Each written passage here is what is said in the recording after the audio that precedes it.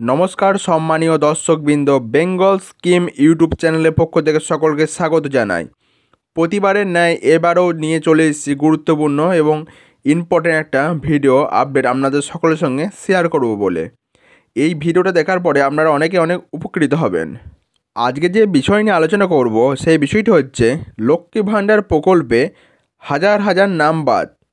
কী কারণে এই নামগুলি বাদ পড়েছে জানতে হলে ভিডিওটিকে স্কিপ না করে পুরো দেখার আগে প্রতিবারের মতো আপনাদের সামনে একটি ছোট্ট রিকোয়েস্ট, যে সমস্ত বন্ধুরা আমার চ্যানেলে প্রথম সেই সমস্ত বন্ধুরা আমার চ্যানেলটিকে সাবস্ক্রাইব করে দেবেন এবং পাশে থাকা বেল আইকনটি অন করে রাখবেন। এর ফলে যখন নিত্য নতুন ভিডিওর আপডেট দেবো সবার প্রথমে নোটিফিকেশন আপনার কাছে যেয়ে পৌঁছাবে।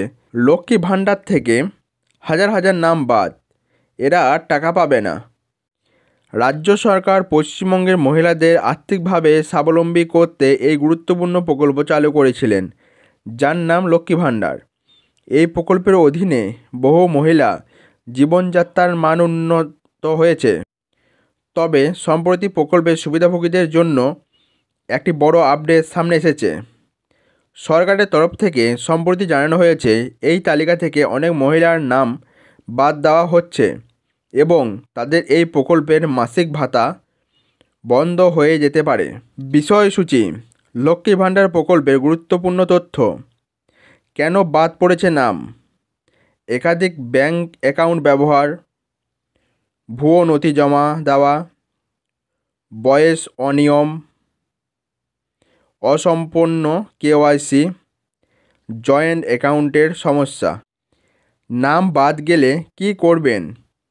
সঠিক তথ্য জমা দিন, ব্যক্তিগত ব্যাংক অ্যাকাউন্ট খুলুন, কেওয়াইসি আপডেট, স্থানীয় ব্লক অফিসে যোগাযোগ করুন। সরকারের লক্ষ্য কী? লক্ষ্মী ভাণ্ডার প্রকল্পের গুরুত্বপূর্ণ তথ্য।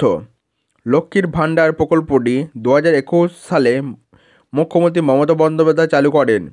এই প্রকল্পের আওতায় সাধারণ শ্রেণীর মহিলারা প্রতি মাসে 500 টাকা করে ভাতা পেতেন। তবে তপশিলি জাতি ও উপজাতি শ্রেণীর মহিলারা প্রতি মাসে 1000 টাকা ভাতা পেতেন। তবে 2024 সালে লোকসভা নির্বাচনের আগে এই ভাতার পরিমাণ বৃদ্ধি করা হয়। এখন সাধারণ শ্রেণীর মহিলারা 1000 টাকা এবং তপশিলি জাতি ও উপজাতি শ্রেণীর মহিলারা 1200 টাকা করে ভাতা পান। এই আর্থিক সহায়তা পশ্চিমবঙ্গের লক্ষ মহিলা আর্থিক পরিস্থিতি উন্নতি করার পাশাপাশি তাদের স্বনির্ভর হতে গুরুত্বপূর্ণ ভূমিকা পালন করছে। তবে সম্প্রতি প্রকল্পের তালিকা থেকে বহু মহিলার নাম বাদ দেওয়া হচ্ছে, যা অনেক মহিলার কাছে উদ্বেগের কারণ হয়ে দাঁড়িয়েছে।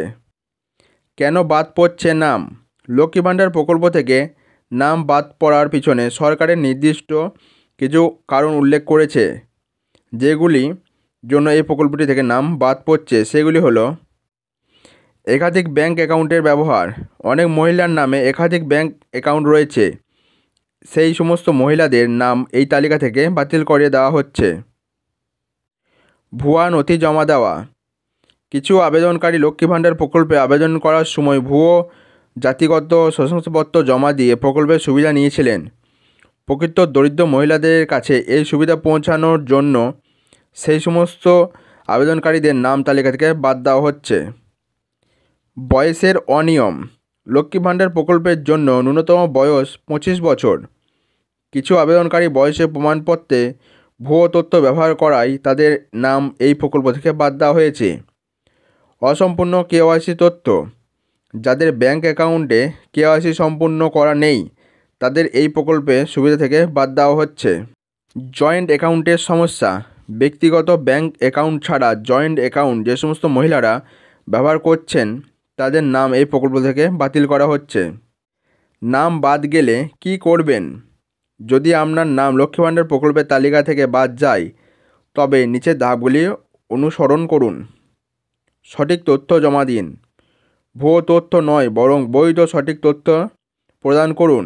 নিজের তথ্য আপডেট করতে নিকটবর্তী ব্লক অফিস বা অনলাইন পোর্টালে সাহায্য নিতে পারেন। ব্যক্তিগত ব্যাংক অ্যাকাউন্ট খুলুন। লক্ষ্মী ভাণ্ডার প্রকল্পে আর্থিক সাহায্য পাওয়ার জন্য ব্যক্তিগত ব্যাংক অ্যাকাউন্ট খোলা আবশ্যিক। জয়েন্ট অ্যাকাউন্ট ব্যবহার করা যাবে না। KYC update. নিকটবর্তী ব্যাংকে গিয়ে নিজের ব্যাংক অ্যাকাউন্টের সঙ্গে আধার কার্ড লিঙ্ক করে কেওয়াইসি সম্পূর্ণ করুন। কেওয়াইসি লিঙ্ক করা না থাকলে ভাতা বন্ধ হতে পারে। স্থানীয় ব্লক অফিসে যোগাযোগ করুন।